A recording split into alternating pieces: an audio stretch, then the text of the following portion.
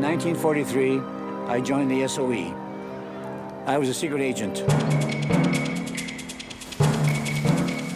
I was determined to get rid of the Nazis. They had conquered the whole of Western Europe. The least you could do is try and stop it. I was organizing resistance groups and creating all the trouble for the occupying forces that we could. Every minute when you're a secret agent is dangerous.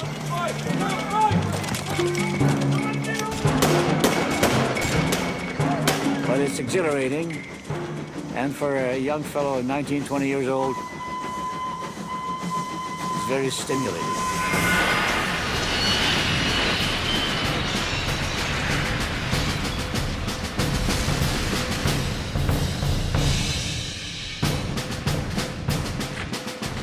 June 1940. The victorious German army marches into Paris, having crushed the peoples of Western Europe,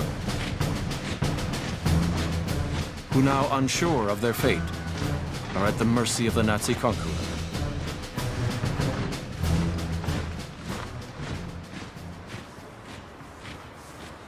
This is the Place de Trocadero in Paris. In June 1940, Adolf Hitler came to this exact spot to celebrate his conquest of France.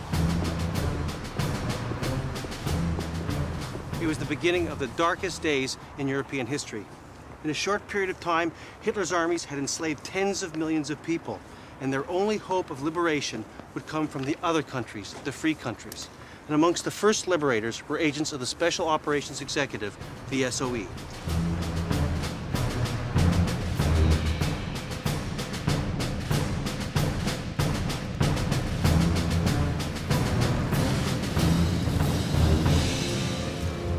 With the Nazi domination of Western Europe complete, Great Britain is desperate to strike back and creates a secret army, the SOE. Its mission, to organize Europe's scattered resistance groups and sabotage the German war machine, setting Europe ablaze. The SOE would bring the war to the Germans. Their main tactic would be industrial sabotage, and their battleground would be the towns and villages and backstreets like this one of France. Amongst the SOE agents were a handful of Canadians who chose, despite the deadly risks, to come to France to raise the spirit of resistance and to give hope to occupied Europe. The SOE recruits hundreds of volunteers, all willing to exchange their normal lives for the perilous life of a secret agent. One of the young men willing to take on this dangerous mission is a 19-year-old signalman from Saskatoon, Al Sirois. When I joined the SOE, they warned me that it wasn't a piece of cake. You know, they said it could be very dangerous. Well, I was prepared to take that chance because it never crossed my mind that I wouldn't make it. The training consisted of 5 different schools. They sent me to northern Scotland and the Isle of Skye to do commander training for 6 weeks. You did exercises in unarmed combat. When that was completed, we went to Manchester for parachute training. And it took, inside of a week, we were finished with that. One thing they told you, if your shoe doesn't open, say, never mind, it's no problem. Go to the quartermaster stores, they'll give you another one. And the final school was the School of Security. They taught us how to break into houses. They taught us how to shadow people and throw people off you who are shadowing you. Coming out of there, we were in London ready to go. November 18th, 1942. The first Canadian agent is sent to Nazi-occupied France. 38 years old and a father of 2. Montrealer Gustav Bieler proves in training to be extraordinarily calm, methodical, and coolly courageous. He quickly becomes a legend among the other agents, who will know him only as Guy. Bieler's mission is to set up a new resistance network, codenamed Musician, near the northern French city of Saint-Quentin, a railway and canal transportation hub vital to the German war machine. Dressed as French laborers and armed only with pistols, Beeler and 2 other agents jump into the darkness over the Loire Valley region, an area occupied by thousands of German troops.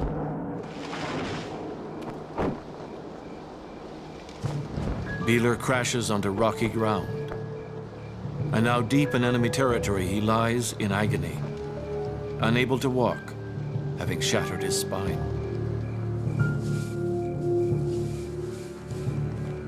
His fellow agents manage to smuggle Beeler to Paris, where, hiding under a false identity and desperately dodging the Germans, he slowly recuperates.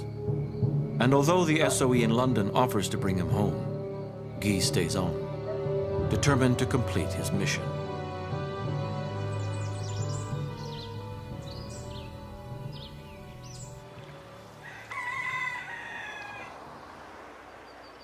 After Guy had recovered from his injuries, he came north to St. Quentin, where he met Eugene Cordelet, a very brave French resistant. Cordelet brought Guy here to Fonsomme, in fact, to this house, where they would interview men and women who would form the musician circuit. The interviews actually took place in the back garden.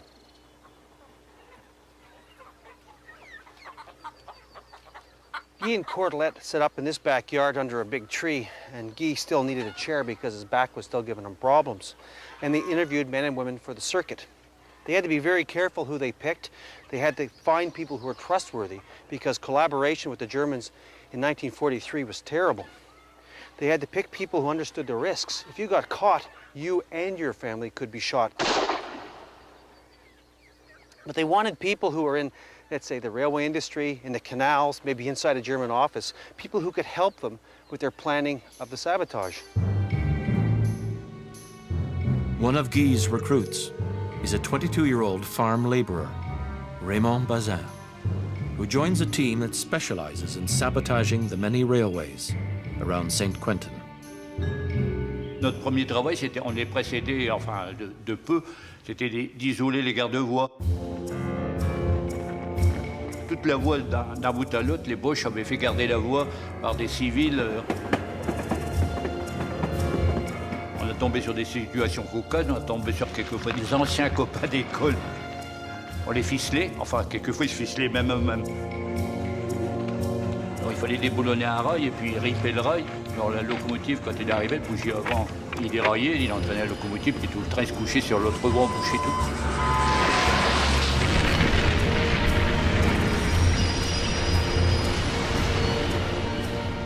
La grande fricassée, comme on disait.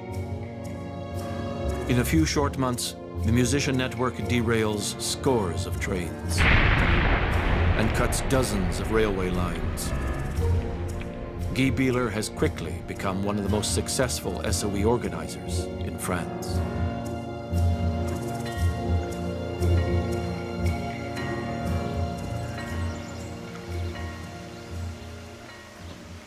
One of the jobs of the organizer was to select targets for sabotage. Ideally, they would go after strategic industrial targets or ones with a maximum psychological effect. St. Quentin is a transport hub with large railways and industrial canals. And these industrial canals feed the war machine throughout France. And these presented a great opportunity for Guy and his friends.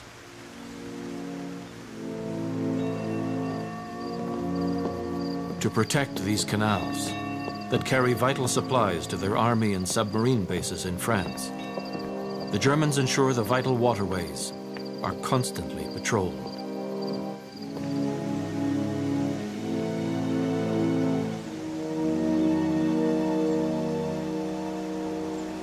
Well, the best way to affect traffic on the canal was to blow the locks. Guy decided, surely with planning from inside information, on when and how to attack these canal locks. One night, Guy and 2 other men, laying low in a rowboat, floated down the canal. They got to the lock gates and planted magnetic limpet mines along the sides of them. And a few minutes later, the gates were blown. and it was a fantastic success, and it stopped canal traffic for 6 weeks.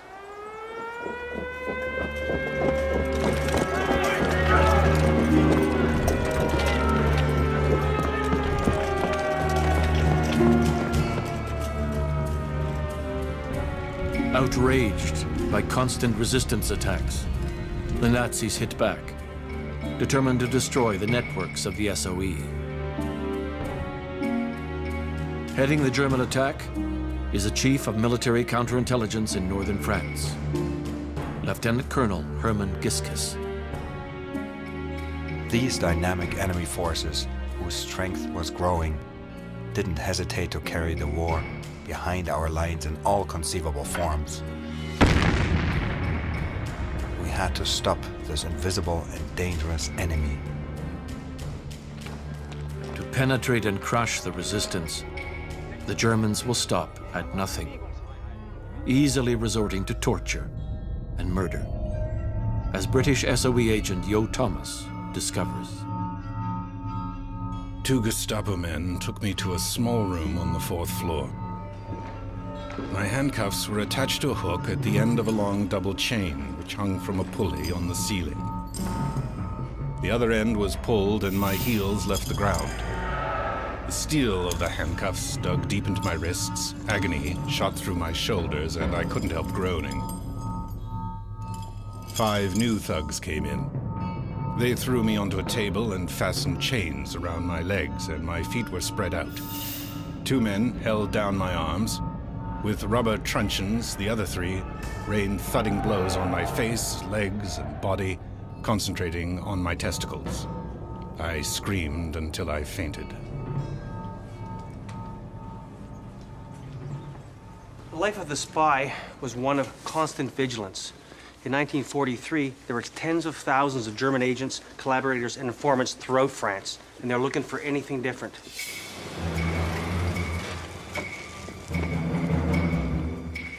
One of the main things that you had to watch for was language, or really accents, because every part of France has their own accent, so your language would automatically give you away. So you wanted to talk as little as possible.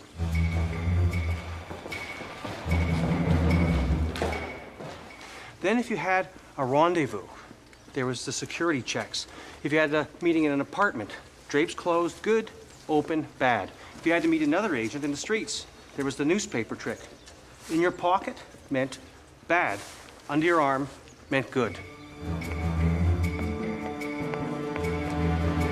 To survive, you had to be lucky and you had to have nerves of steel.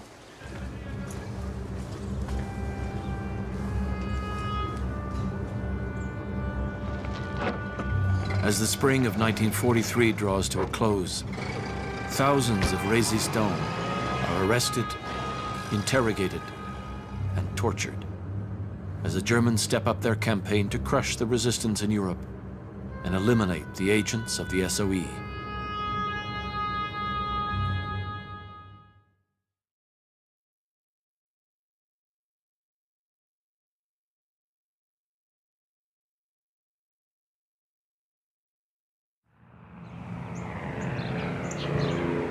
Summer 1943.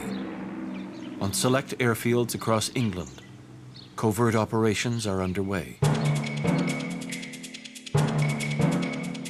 Desperate to resupply its secret army throughout Nazi-occupied Europe, the SOE organizes hundreds of clandestine drops.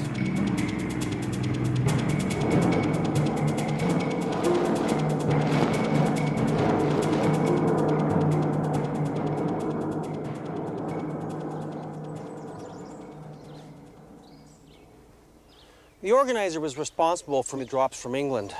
He'd meet with a bunch of his friends and local farmers. They would pick out which field they thought was safe, and then they would put together a shopping list of weapons, explosives, money, and of course always some goodies for the boys, chocolate and butter in particular. They would then go and code it out, and the wireless operator would send it to England, and then they would await response. This always came at 7 and 11 o'clock at night, and it was from BBC Radio. Voici notre 8e bulletin d'information au cours duquel vous entendrez quelques messages personnels. And it'd be something innocuous, something like the dog is on the roof. And that meant your circuit was going to have a drop that night. Gabi, mange ta soupe, ma chérie. Nous disons, Gabi, mange ta soupe, ma chérie. Les lions sont terribles. Nous disons, les lions sont terribles. Message très important. Once the drop was on, the organizer would get half a dozen or a dozen men, depending what he needed, to come to the area. And they mostly came out by bicycle because cars were too conspicuous. And they'd come here and they'd set up in the woods, waiting for the time to come, just passing time. As the time came for the plane, they would come out with 3 lights in a one line, 100 yards apart. The lead light would be red, followed by 2 white lights. And this is for the bomber to come in. He would see the red light to know which direction to drop the chutes.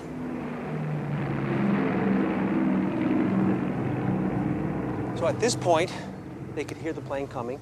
These drops always took place around the full moon, so they could even see the silhouette of the plane, and it's only at about 500 feet. And of course, it would pass over, and the chutes would come out. On the night of June 15, 1943, the reception committee got more than supplies. They were to receive 2 Canadian agents, Frank Pickersgill and John McAllister. Frank Pickersgill was trapped in France when the Nazis invaded, but he managed to escape and make his way to Britain. With his adventurous experiences in occupied France, Frank is an ideal recruit for the SOE. I'm convinced that as far as this war is concerned, there are certain jobs I can do better than anybody but a handful of people. And surely that is the most suitable thing for me to do. That such jobs are dangerous is just one more thing in their favor. On June 15th, Frank Pickersgill and his radio operator John McAllister prepare to parachute deep into occupied France.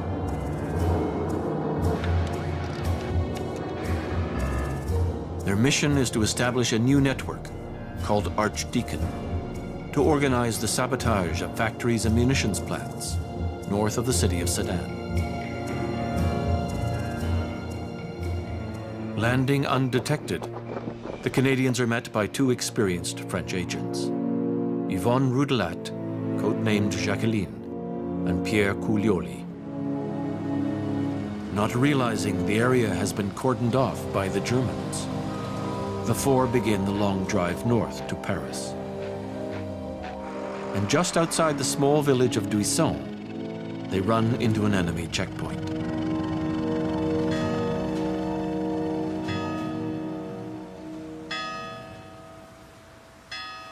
Things went very well at the first checkpoint, and that wasn't unusual. But after a short distance, there was a second checkpoint, and that was unusual. Something was up. There weren't only German soldiers there were also SS and Gestapo. They came over to the car and asked Pickersgill and McAllister to get out and come with them. When they came across this square, there were dozens of German trucks. The Germans were swarming everywhere. The 2 were escorted up to the mairie. It was their first day on the job, and things were going very badly.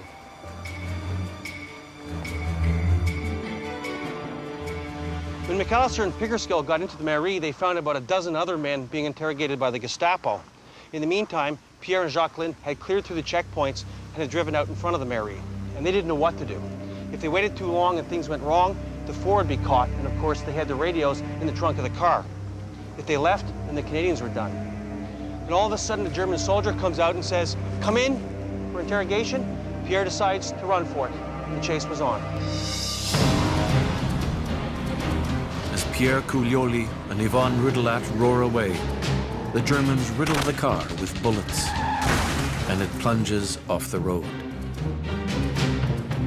For the SOE, this is a catastrophe. Opening the trunk of the car, the Gestapo agents discover McAllister's radio, his secret codes, and the names of the leaders of Prosper, the major SOE network in Paris.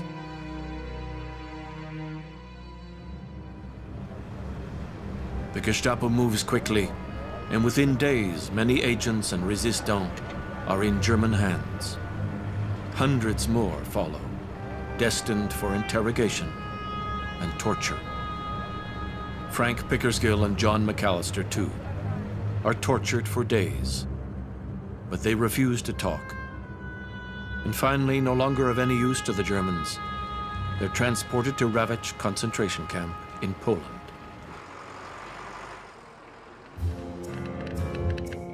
But using McAllister's radio and his codes, German agents pose as the two Canadians and transmit messages to London.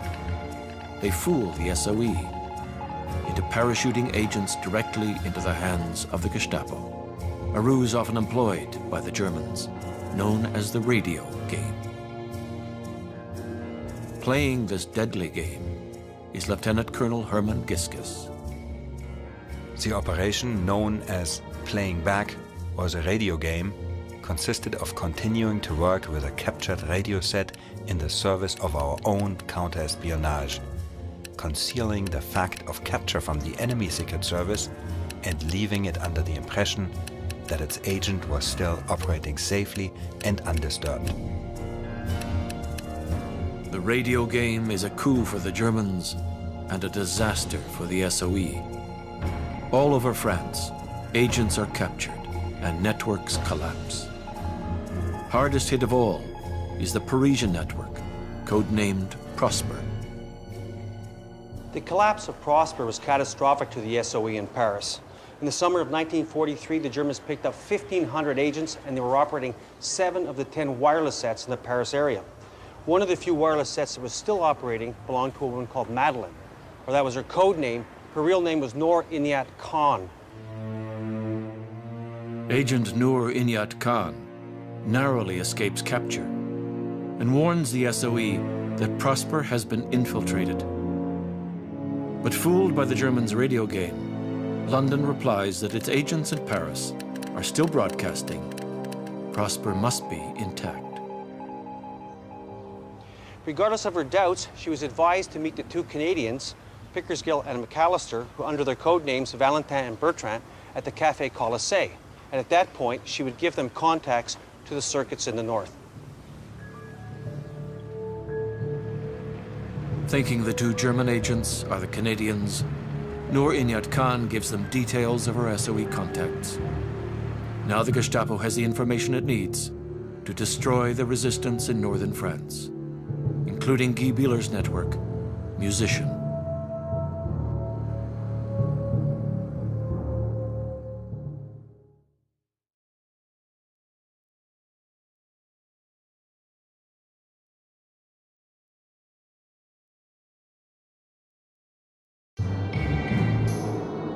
Unaware that the Germans have begun to infiltrate and gut its networks in Europe, the SOE continues to send in new agents. On September 17, 1943, a Lysander aircraft secretly lands on a field in Nazi-occupied France. On board is a 32-year-old SOE radio operator, Yolande Beekman, codenamed Mariette. Mariette, enfin, nous on l'appelait Mariette. Une belle fille, c'est formidable. Tous les gars qui l'ont vu du réseau, ils étaient amoureux fous d'elle. Mariette's mission is to join Guy Bieler and work as the radio operator for his Musician network, transmitting Guy's messages direct to London from St. Quentin. This is the attic from which Yolande Beekman used to transmit to London. She used to come up here at regular intervals. She'd take her aerial and slide it down here, and then she'd transmit the message her and Commandant Guy had agreed upon. They decide on maybe ordering a drop for some more explosive or some more Sten guns or some more money, anything to help the operation. Of course, the message would have to be coded and then ciphered with Yolande's specific security codes. The problem was that the Germans who were in the area could possibly pick up on this.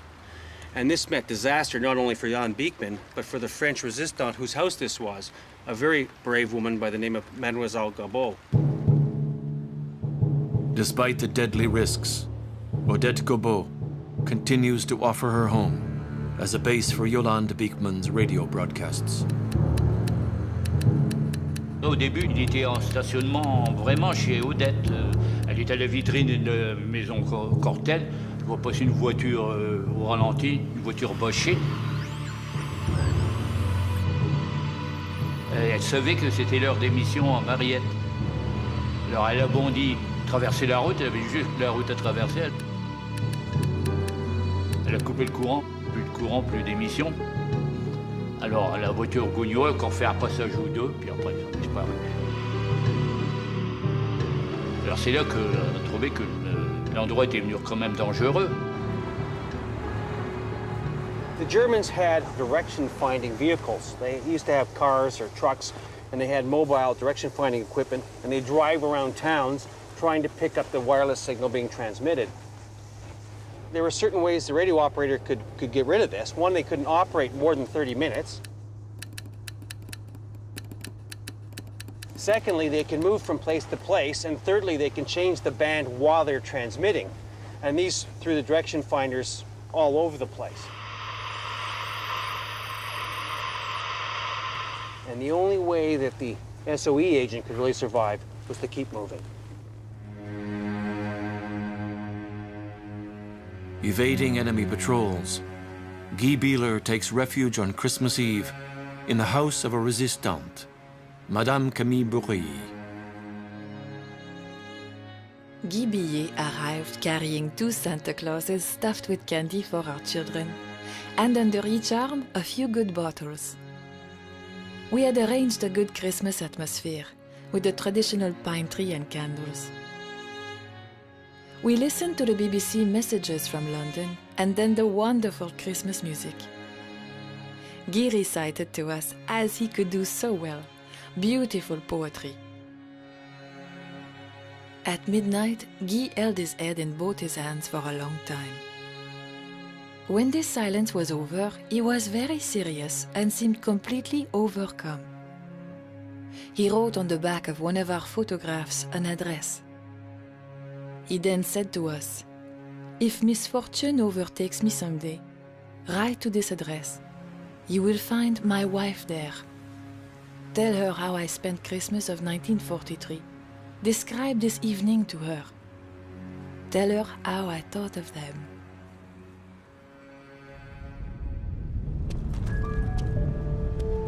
As the new year, 1944, opens, there are few safe places left in northern France. Using information from collaborators and captured agents, the Germans are tightening the noose on Guy Bieler. These are the southern outskirts of St. Quentin, and it was here Commandant Guy and his operatives felt safe. They were amongst friends here, but by early 1944, no place was truly safe. The Germans had put so much pressure on that Yolande Beekman had to move her radio set and herself several times to avoid detection. On the evening of January 13th, 1944, she spent the night here at the Café Le Moulin Brûlé, in that room at the very end of the cafe. On the 14th, she had a meeting with Commandant Guy.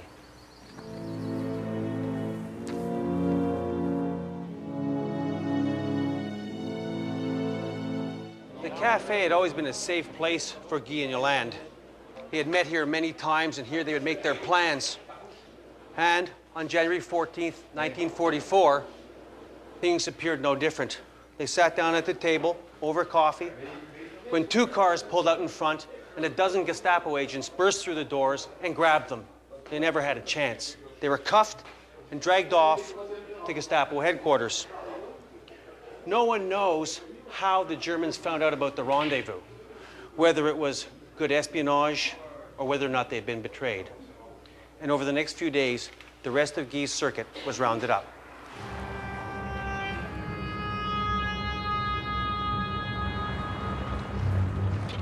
Mais il dit on était bien vendus parce qu'on ne peut rien cocher, ils connaissaient tout.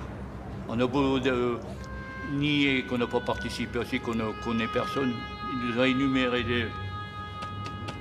Alors, il y en a quelques-uns qui avaient parlé, peut-être sous la torture. Il y avait des procédés, la Gestapo, pour faire avouer, qui n'étaient pas vraiment avouables, mais il y arrivait. The Germans arrest dozens of members of the musician network and take them to Gestapo headquarters in St. Quentin. Among those captured is Guy Bieler's closest friend in France, Eugène Cordelet. The night we were arrested, I saw Guy in a corridor of the prison at Saint-Quentin.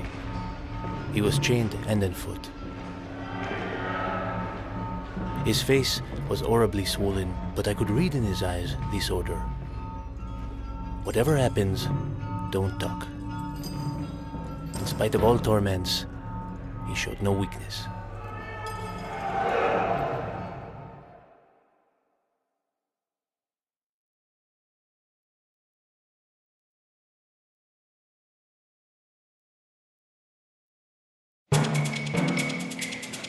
Spring 1944. With the Allied invasion of Europe only a few months away, the SOE steps up operations, determined to get more agents into occupied France to prepare for the coming liberation. One of the many agents dropped into enemy territory is a 19-year-old radio operator from Saskatoon, Al Sirois. You were nervous about jumping into occupied territory. You have to admit you were. But I said, no way. That's what I volunteered for, and that's what I'm going to do. That's it. Let's go. You had to watch the red light. The minute the light turned green, down you went. As I approached the ground, and you go down pretty quickly, there was a house. I missed the house, and then there was a tree coming at me the other way. But between the house and the tree, the wind dropped. I hit the ground, and I took off my parachute quickly. And two women came out of the dark. They were on the reception committee. And oh, they were so thrilled, and so it was just as excited as I was, actually.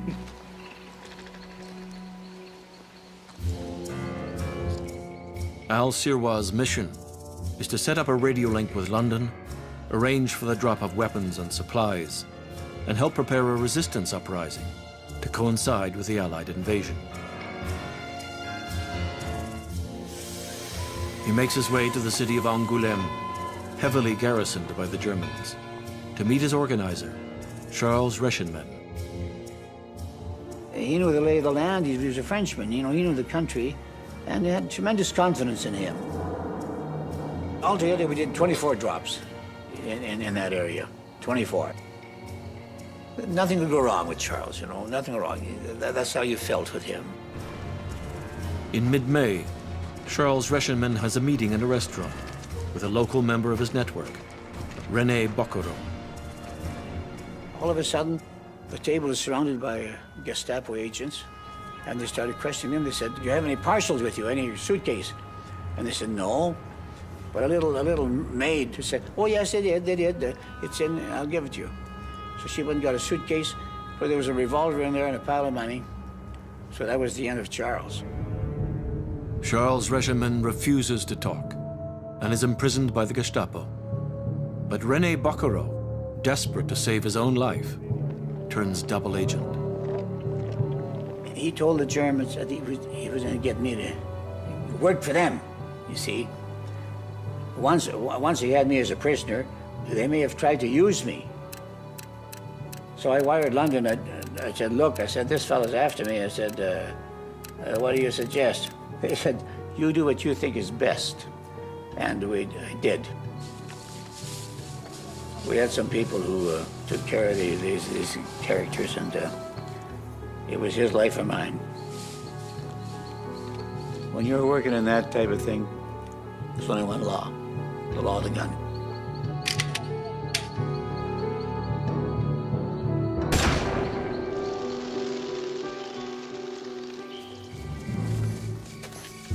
Though the Germans know who he is and are hunting for him, Al Sirois stays in France and continues to organize supply drops. They told us, "Look, if things go wrong in your territory, you're not coming back because the invasion is coming. Move somewhere else, but keep on working."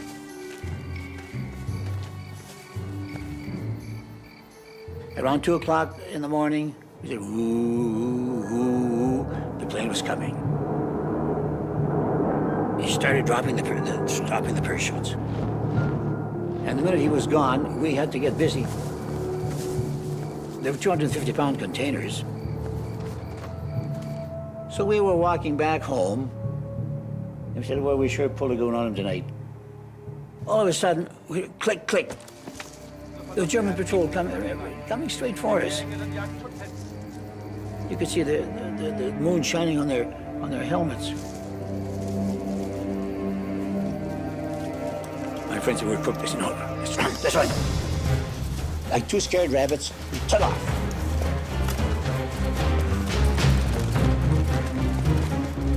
There was a little bush there, and you know, at night you hear a crack, the branches crack. You thought we were there. So they opened up with everything they had. We were crawling like devils, getting away from them. It was the experience of a lifetime, actually. And I wouldn't give it up for anything in the world. And I was very lucky to get away with it. Al Sirois successfully continues his operations in France until the liberation. But many agents are not so fortunate. In the spring of 1944, the Germans continue using captured radios and codes to fool London into parachuting dozens of SOE operatives directly into the hands of the Gestapo.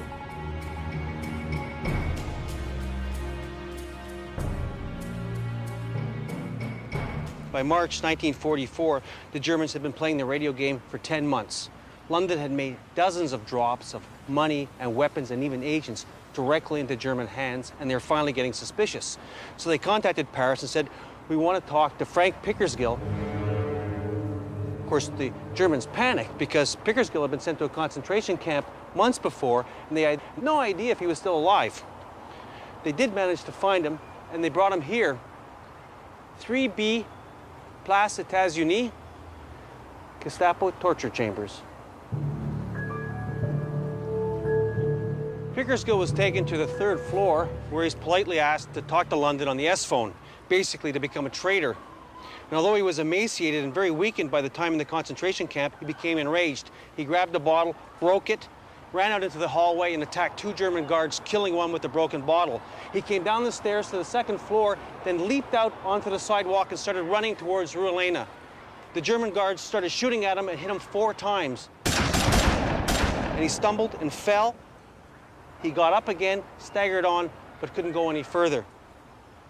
His courageous act ended the radio game and saved the lives of many agents. Frank Pickersgill miraculously survives and is imprisoned with many other captured SOE agents. As he recovers, the moment all the agents have fought so bravely for, the Allied invasion, the beginning of the liberation, has arrived.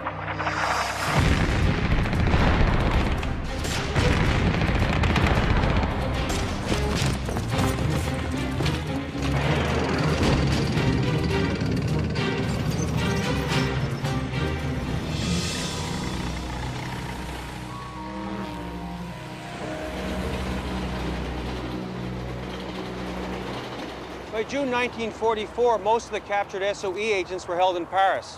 And of course, they heard about the D-Day landings. What they had fought for and what they had sacrificed for was now at hand. On August 25th, 1944, the Allied armies rolled into Paris and the city went crazy.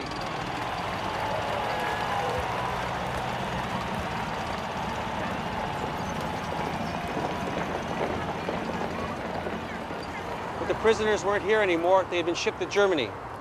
And their files were marked NN, knocked in Nebel, night and fog, return not required.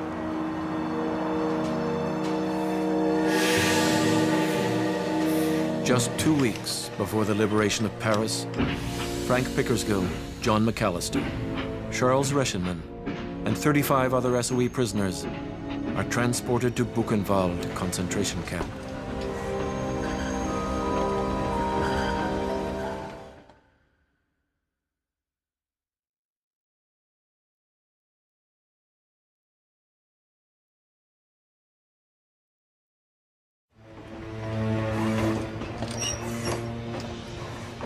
As Allied armies liberate France, a special train carries 38 captured SOE agents deep into Germany, towards Buchenwald concentration camp. One of those agents is Jo Thomas. When we got to Buchenwald, we were told it was one of the worst concentration camps. Someone pointed out a squat black chimney just beyond the block and said that's the crematorium. It's the surest of all escape routes. Most of us will only get out of this camp by coming through that chimney as smoke.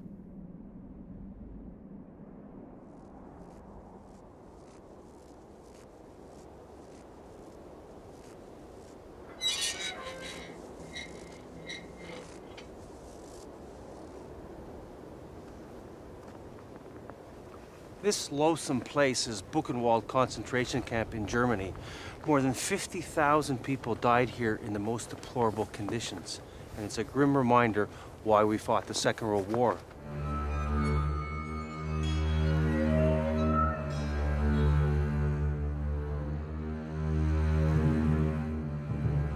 Frank Pickersgill would square his shoulders and sing. Others seemed too tired, but seeing his example, they joined in. He was always trying to keep other people's spirits up. He was a very brave man. On September 9th, the blow fell. Over the camp loudspeaker came the announcement. Achtung! Achtung! The following prisoners from Block 17 must report to the tower immediately. McAllister, Rationman, Pickersgill, in all, 16 of our comrades.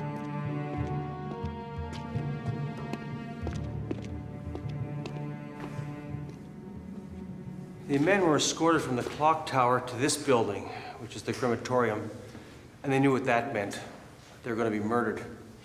They stood around in this room and watched as each of their friends would be put up on the ladder with a piece of piano wire around their neck and hung from these hooks like a carcass. It must have been terrible as one by one, each of their friends were put up and suffered, and then they had to wait their turn.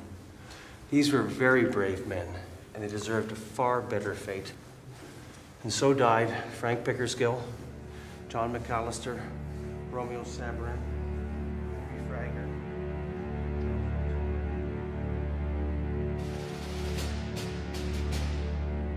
As the Allied armies advance on Germany, the Nazis are facing imminent defeat, and they systematically eliminate their special prisoners.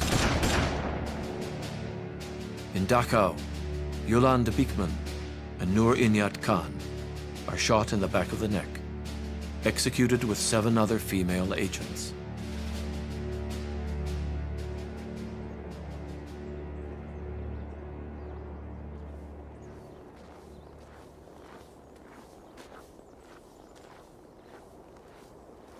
This is what remains of Flossenburg concentration camp. It's located in northern Bavaria near the Czech border, and it was a major labor encampment during the Second World War. But there was a secret camp within the camp, and here, high-profile prisoners of the German Reich were kept. This area was once a block of isolation cells where these prisoners were kept in solitary confinement. And on Easter Sunday, 1944, Gustav Bieler came through these gates.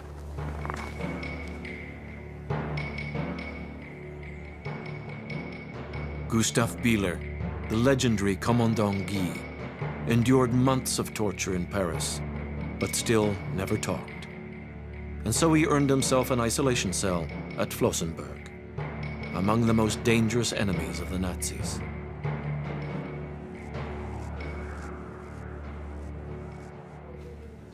This is the secret isolation cell block, and at one time it contained 40 isolation cells. But today, only 2 remain. You can see the door here. You have the eye hole, and of course this is where the dinner would be put through. And you can see how small it is. Solitary confinement was its own form of torture. The Germans would seal off these windows so the prisoner was in complete darkness 24 hours a day. They were fed irregularly and were literally starving. The guards were sadistic here. They'd come in and beat the men for no reason. What's amazing is their spirits still remained. They'd communicate through these walls using Morse code. After a few months of this, the SS came to cell number 23, and Gustav Bieler was taken away.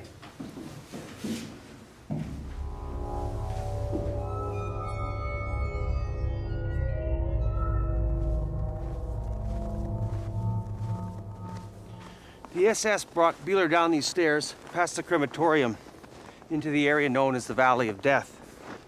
He was marched across to a shooting post where he was tied and blindfolded. They read out the charges against him, which was sabotage, and he was shot. Gustav Beeler was a great man. He came to Europe in his darkest hours, and he brought hope that liberation would someday come. In the end, he won. It's just sad he did not live to see the day.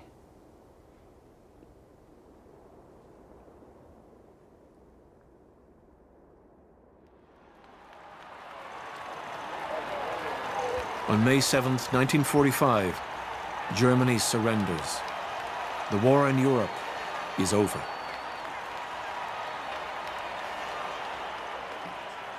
In the end, he succeeded. In the end, we got rid of the menace, the world menace, and certainly it was worth it. Certainly. That's the cost of freedom when you have to give up your life. But it's a life well spent. Well spent. It was worth everything you gave for it.